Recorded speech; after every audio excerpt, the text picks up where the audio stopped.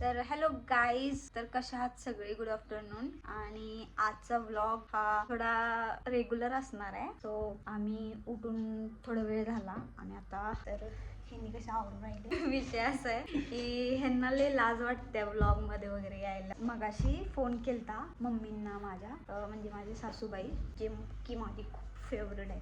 कारण मी स्वतःला खूप लकी मानते की मला अशी सासूबाई भेटल्या. जी सासू असं म्हणू शकत नाही मी, आई समान. खूप मुलींना ना भीती असत्या की सासूरवाडी कशी भेटल, सासूरवाडी कशी असत्या.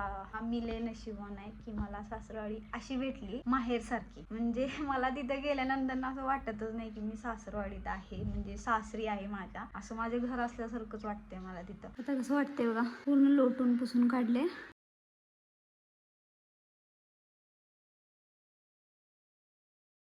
माझ्या हातात नाही ना फुलाचं येत.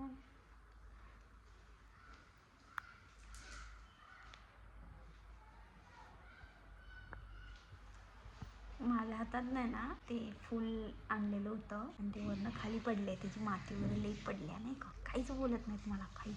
पडल्यावर काय म्हणले असू दे काही विषय नाही, तुला लाईन लागला नाही. तेव्हा हे माझ्या हातातनं पडलं खाली.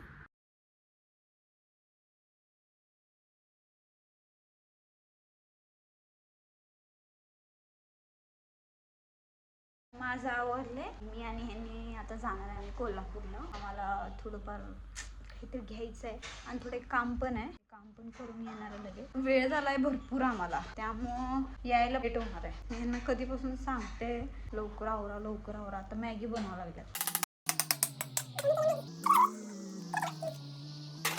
आम्ही ना ATM मधनं कॅश घेऊन जाणार. कारण विषय चालता की हे गेलते गाडी द्यायला. ज्यावेळेला गाडी द्यायला गेले त्यावेळेला येताना बसनं आले. CBS स्टँडला काहीतरी यांच्याकडे कॅश नव्हती. मग ऑनलाईन काय बसवाले घेत नाहीत. आणि वडापावल्यांकडं परत रिक्षावाल्यांकडं प्रत्येक दुकानात जाऊन त्यांनी म्हणतात की मी ऑनलाईन करतो, मला 50 रुपये द्या. मग कोणीच दिलं नव्हतं त्यांना. मग एक कोणतरी मुलगा होता, त्यांनी ओळखलं ह्यांना आणि म्हणला मी ओळखलं माहिती तुम्हाला, मोबाईल शॉपवाला.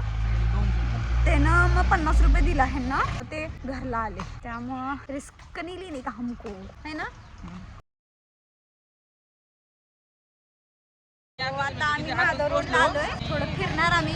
मला मार्केट फिरायचं.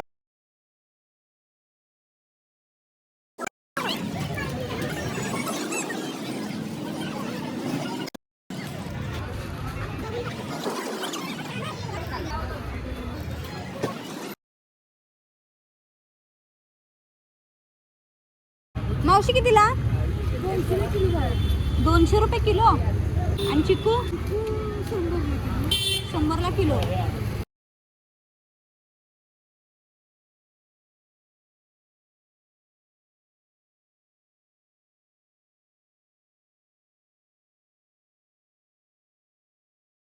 काय काय घेतले पिशवीत.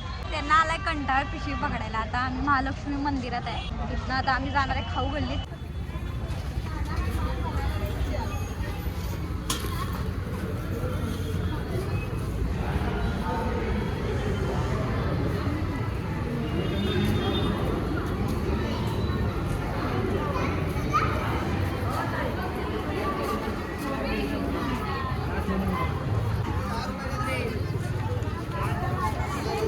इथं महालक्ष्मी मंदिर आहे पुढं.